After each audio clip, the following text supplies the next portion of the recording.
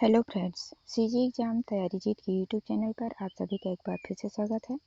आज के वीडियो में हम साइंस के कुछ इंपॉर्टेंट क्वेश्चन देखने वाले हैं जो कि आपके आगे आने वाले सभी एग्जाम्स के लिए, खासकर प्रयोगशाला परिचारक के लिए तो बहुत ही ज़्यादा महत्वपूर्ण है, क्योंकि आप सभी को पता है कि इस परीक्षा में जो है 60 नंबर के क्वेश्चन केवल साइंस से आने वाले हैं। तो वीडियो को शुरू से लेकर लास्ट तक देखें और यदि वीडियो अच्छा लगता है तो प्लीज़ वीडियो को लाइक, शेयर और सब्सक्राइब कर लें। तो चलिए स्टार्ट करते हैं आज का पहला क्वेश्चन। पहला क्वेश्चन है, जब पानी में नमक मिलाया जाता है तो निम्न में से कौन सा परिवर्तन होता है? ए. क्वथनांक बढ़ता है और जमाव बिंदु घटता है। बी. क्वथनांक घटता है और जमाव बिंदु बढ़ता है। सी. क्वथनांक व जमाव बिंदु दोनों घटते हैं। और डी है क्वथनांक व जमाव बिंदु दोनों बढ़ते हैं। तो इसका जो सही आंसर होगा वो होगा ऑप्शन नंबर ए, क्वथनांक बढ़ता है और जमाव बिंदु घटता है।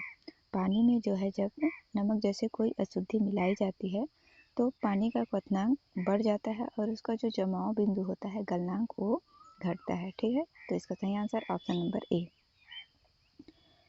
अगला क्वेश्चन है, थर्मस बोतल में पेय पदार्थ को कुछ समय तक उसी ताप पर रखने के लिए उसकी दीवारों पर कौन सी परत लगाई जाती है? ए. Aluminium paint, B. लैंड चून, सी. रजत परत और डी है पारे की परत। तो इसका सही आंसर क्या हो जाएगा? ऑप्शन नंबर सी, रजत परत। ठीक है, थर्मस की बोतल में जो है पेय पदार्थों को कुछ समय के लिए उसी ताप पर रखने के लिए उसकी दीवारों पर जो है चांदी का परत लगाया जाता है। ठीक है, ऑप्शन नंबर सी। देखते हैं अगला क्वेश्चन। गर्मियों में सफ़ेद कपड़े पहनना ज़्यादा आरामदायक होता है क्योंकि ए है वे अपने ऊपर पड़ने वाली सारी ऊष्मा को परावर्तित कर देते हैं। बी, वे शरीर से स्थानांतरित होने वाली सारी ऊष्मा को विकृत कर देते हैं। सी, वे पसीना सोख लेते हैं। और डी है वे आँखों को शीतलता प्रदान करते हैं। तो इसका जो सही आंसर होगा वो होगा ऑप्शन नंबर ए, वे अपने ऊपर पड़ने वाली सारी ऊष्मा को परावर्तित कर देते हैं। ठीक है, क्या होता है, प्रकृति में जितने भी रंग हैं, ठीक है ना, उनका कोई ना कोई गुण है। ठीक है, जैसे जो सफ़ेद रंग होता है वे अपने ऊपर पड़ने वाला जो ऊष्मा है उसको क्या कर देता है, परावर्तित कर देता है। ठीक है, और एक काला रंग है जो अपने ऊष्मा है, अपने ऊपर पड़ने वाली ऊष्मा को बहुत ज़्यादा अवशोषित करता है। ठीक है ना, तो इसलिए जो है हम लोगों को गर्मियों में सफ़ेद कपड़े पहनने पर ज़्यादा आरामदायक महसूस होता है, क्योंकि वो जो उसके ऊपर जो ऊष्मा पड़ता है उसको जो क्या करता है, परिवर्तित कर देता है। ठीक है, देखते हैं अगला क्वेश्चन। पसीने का मुख्य कार्य क्या है?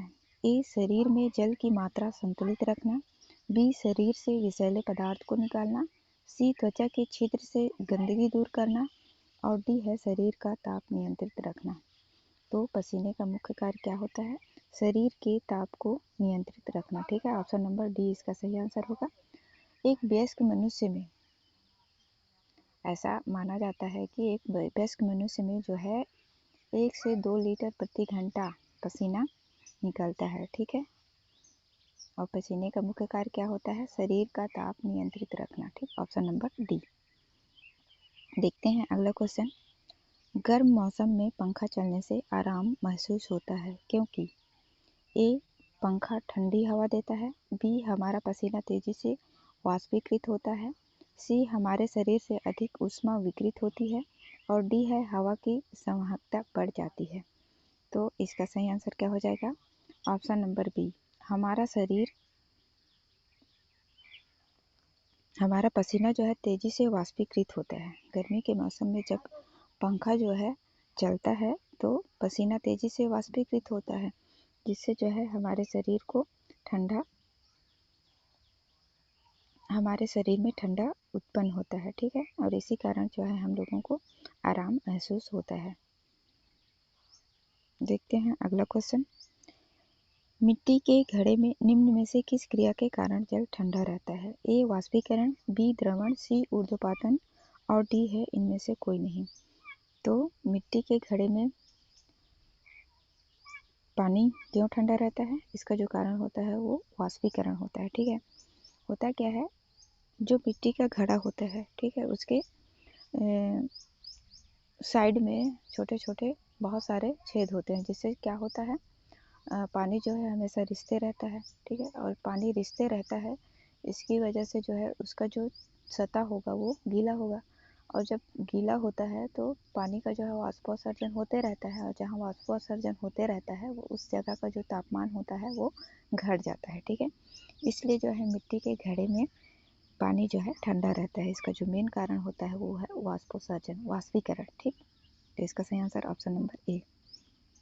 देखते हैं अगला क्वेश्चन। वायुमंडल हमारे ऊपर बहुत अधिक दबाव डालता है, परंतु हम इसका अनुभव नहीं करते हैं, क्योंकि ए हम इसके अभ्यस्त हैं, बी हमारी हड्डियां मजबूत हैं और इस दबाव को सहन कर सकती हैं, सी हमारे सिर का सतही क्षेत्रफल बहुत छोटा है, और डी है हमारा रक्त वायुमंडल के दबाव से कुछ अधिक दबाव डालता है। तो इसका सही आंसर क्या हो जाएगा? ऑप्शन नंबर डी, हमारा रक्त वायुमंडल के दबाव से कुछ अधिक दबाव डालता है। वायुमंडल जो है हमारे शरीर पर जो है सभी दिशाओं से जो है क्या करता है, दबाव डालता है, फिर भी हम इस दबाव को महसूस नहीं करते, क्योंकि हमारा जो ब्लड प्रेशर होता है वो इस दबाव को क्या करता है, संतुलित कर देता है, ठीक है। वायुमंडल जो हमारे शरीर के ऊपर दबाव बनाता है, उसको हमारा जो ब्लड प्रेशर होता है वो उसको संतुलित करके रखता है, इसलिए जो है हमें इसका अनुभव नहीं करते हैं। अब देखते हैं अगला क्वेश्चन। प्रेशर कुकर में खाना जल्दी पकता है क्योंकि ए अधिक दाब पर पानी कम तापक्रम पर उबलने लगता है, बी अधिक दाब पर पानी अधिक तापक्रम पर उबलने लगता है, सी अधिक दाब पर ऊष्मा की मात्रा अधिक होती है, डी कुकर के अंदर संवहन धाराएं उत्पन्न हो जाती है। तो इसका सही आंसर क्या हो जाएगा? ऑप्शन नंबर बी, अधिक दाब पर पानी अधिक तापक्रम पर उबलने लगता है। प्रेशर कुकर के अंदर जो है वायु दाब जो है सामान्य से 2 गुना अधिक होता है, और इस कारण क्या होता है, उसमें अधिक ऊष्मा होती है, और यही कारण है कि कुकर में जो है खाना जल्दी पक जाता है, ठीक। तो इसका सही आंसर ऑप्शन नंबर बी, अधिक दाब पर पानी अधिक तापक्रम पर उबलने लगता है। देखते हैं अगला क्वेश्चन।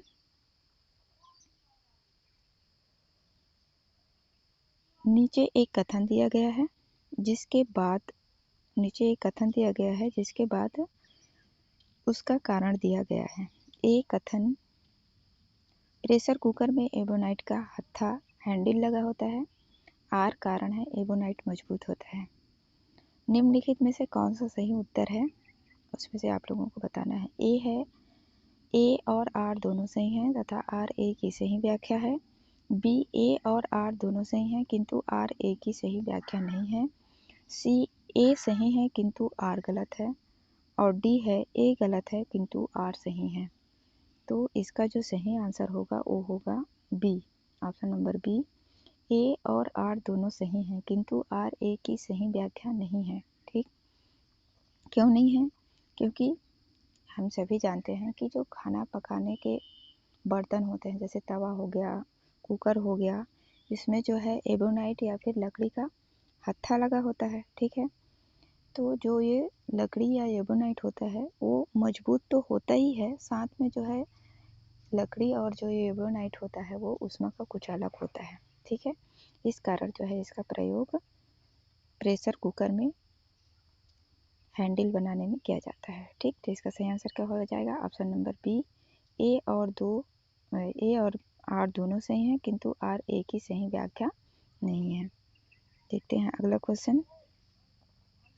जब किसी बोतल में पानी भरा जाता है और उसे जमने दिया जाता है तो बोतल टूट जाती है, क्यों? ए पानी जमने पर फैलता है, बी बोतल हिमांक पर सिकुड़ती है, सी बोतल के बाहर का तापक्रम अंदर से ज़्यादा होता है, और डी है इनमें से कोई नहीं। तो इसका जो सही आंसर होगा वो होगा ऑप्शन नंबर ए, पानी जमने पर फैलता है। जब किसी बोतल में पानी भरकर उसे जो है जमने के लिए छोड़ देंगे तो क्या होगा, उसका पानी का आयतन बढ़ेगा, और पानी का आयतन बढ़ेगा इसीलिए जो है बोतल टूट जाती है। तो इसका सही आंसर ऑप्शन नंबर ए, पानी जमने पर फैलता है। अब देखते हैं अगला क्वेश्चन। पानी से भरा हुआ ग्लास में तैरता हुआ बर्फ का टुकड़ा पिघलता है तो पानी का स्तर क्या होगा? ए है नीचे गिरेगा, बी ऊपर उठेगा, सी वही रहेगा, और डी है नीचे गिरना या ऊपर उठना पानी के तापक्रम पर निर्भर करेगा। तो इसका सही आंसर क्या हो जाएगा? ऑप्शन नंबर सी वही रहेगा। ठीक है, ऑप्शन नंबर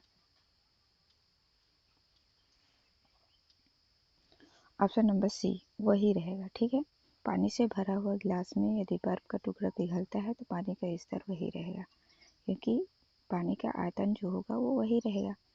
ठीक, देखते हैं अगला क्वेश्चन।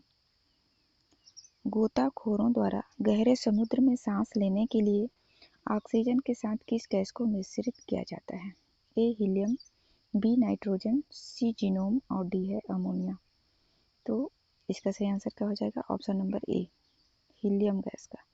ठीक है, गोताखोरों द्वारा गहरे समुद्र में सांस लेने के लिए ऑक्सीजन के साथ हीलियम गैस को मिश्रित किया जाता है।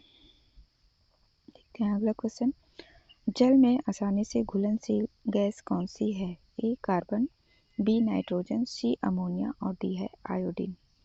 तो इसका सही आंसर क्या हो जाएगा? जल में आसानी से घुलनशील गैस कौन सी है? Option number C ammonia. ठीक है, ये जो है जल में बहुत जल्दी घुल जाता है। ये गैस जिसमें हाइड्रोजन जो है उपस्थित होता है, परमाणु जल के अणुओं के साथ सरलतापूर्वक हाइड्रोजन क्या करता है? बंध बना लेता है, इसलिए ये जो है जल में बहुत जल्दी घुल जाता है।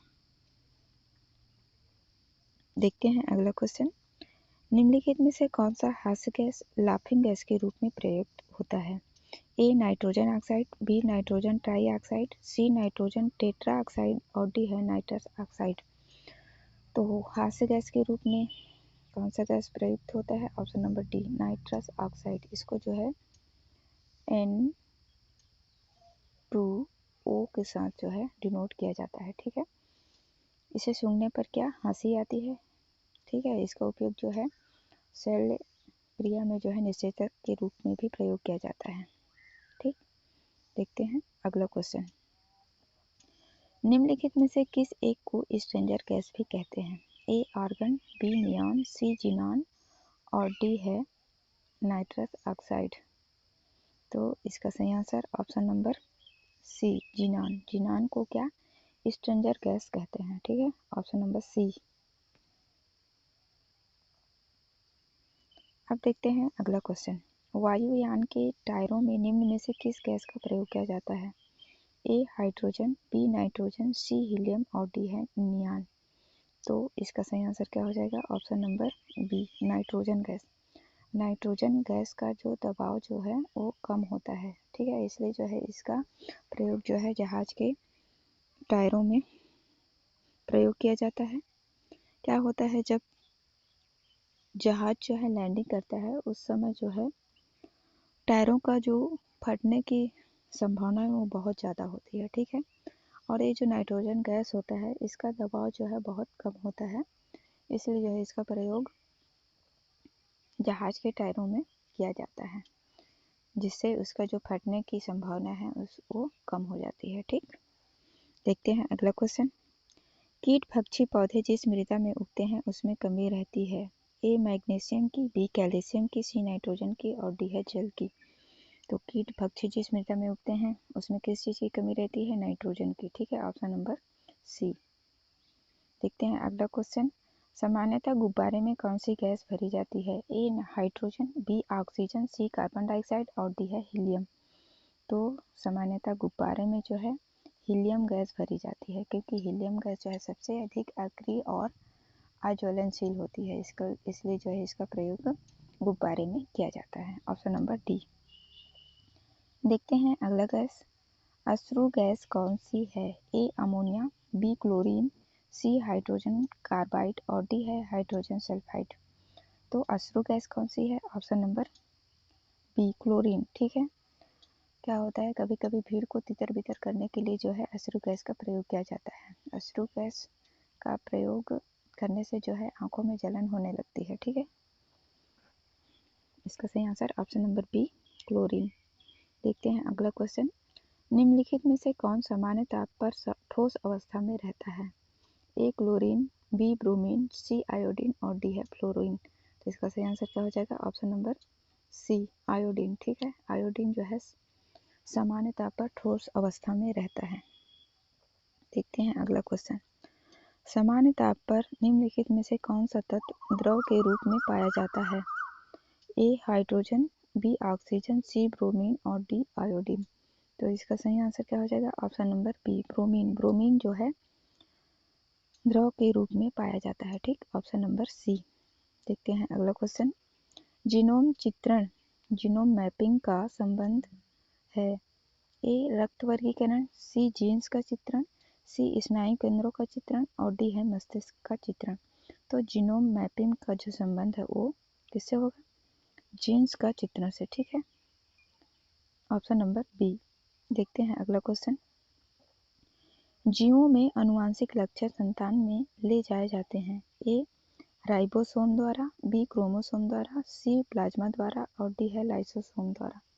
तो इसका सही आंसर क्या हो जाएगा? ऑप्शन नंबर बी क्रोमोसोम द्वारा। ठीक है, जीवों में आनुवांशिक लक्षण जो है संतान में क्रोमोसोम के द्वारा ले जाए जाते हैं। ठीक, ऑप्शन नंबर बी। देखते हैं अगला क्वेश्चन। जीन है? ए डीएनए का एक भाग, बी डीएनए और हिस्टोन का एक भाग, सी डीएनए आरएनए और हिस्टोन का भाग और डी है उपरोक्त सभी। तो जीन क्या होता है? जीन जो है डीएनए का एक भाग होता है। ठीक है, ऑप्शन नंबर ए, डीएनए का एक भाग होता है जीन। देखते हैं अगला क्वेश्चन। हमारे शरीर में आनुवांशिकता की इकाई को कहते हैं? ए गुणसूत्र, बी डीएनए, सी जीन और डी है केंद्रक। तो हमारे शरीर में आनुवंशिकता की जो इकाई है उसको क्या कहते हैं? जीन कहते हैं। Option number C. ठीक, देखते हैं अगला क्वेश्चन। डीएनए की द्विकुंडली संरचना किसके द्वारा की गई थी? ए जैकब तथा मोनोड, बी वाटसन तथा क्रिक, सी एच.जी. खुराना और डी है इनमें से कोई नहीं। तो डीएनए की द्विकुंडली संरचना किसके द्वारा की गई थी? ऑप्शन नंबर बी वाटसन तथा क्रिक के द्वारा। ठीक है, ऑप्शन नंबर बी। देखते हैं अगला क्वेश्चन। राइबोजाइम्स होते हैं? ए डीएनए, बी आरएनए, सी प्रोटीन्स और डी है इनमें से कोई नहीं। तो राइबोजाइम्स क्या होते हैं? आरएनए अणु होते हैं। ठीक है, जो विशिष्ट जैव रासायनिक प्रतिक्रिया करने के लिए उत्प्रेरित करने की क्षमता रखते हैं। ठीक है, राइबोजाइम्स जो है आरएनए अणु होते हैं। ठीक, ऑप्शन नंबर बी। देखते हैं अगला क्वेश्चन। निम्नलिखित में से किसका उपयोग जैव उर्वरकता के रूप में किया जाता है? ए एजोला, बी नील हरित शैवाल, सी अल्फाल्फा और डी है ए और बी दोनों। तो इसका सही आंसर क्या हो जाएगा? ऑप्शन नंबर डी ए और बी दोनों। एजोला और नील हरित शैवाल का उपयोग जो है जैव उर्वरकता के रूप में किया जाता है, जबकि जो ये सी है अल्फाल्फा ये एक क्या फलीदार पौधा होता है। ठीक है, इसका सही आंसर ऑप्शन नंबर ए और बी दोनों, ऑप्शन नंबर डी ए और बी दोनों। देखते हैं अगला क्वेश्चन। निम्नलिखित में से कौन सा एक नाइट्रोजन स्थिरीकरण करने वाले जीव नहीं है? ए नॉस्टॉक, बी एनाबिना, सी एजेटोबैक्टर, डी माइकोराइजा।